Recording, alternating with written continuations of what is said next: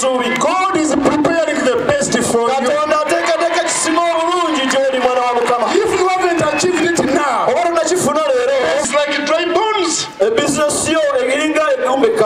the moment, our economy is like a dry bones. The prices are escalating, and no one knows what to do.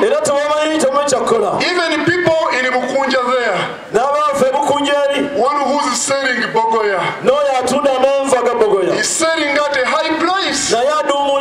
When you ask, why do you do so? Because of the war in Ukraine and Russia.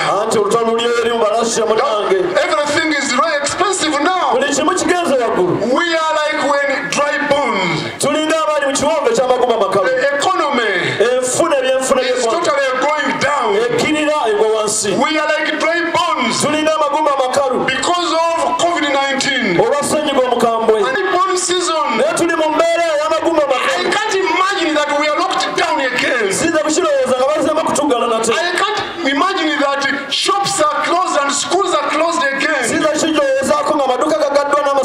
This is a time of the valley of dry bones. Download the app on App Store or Google Play Store now.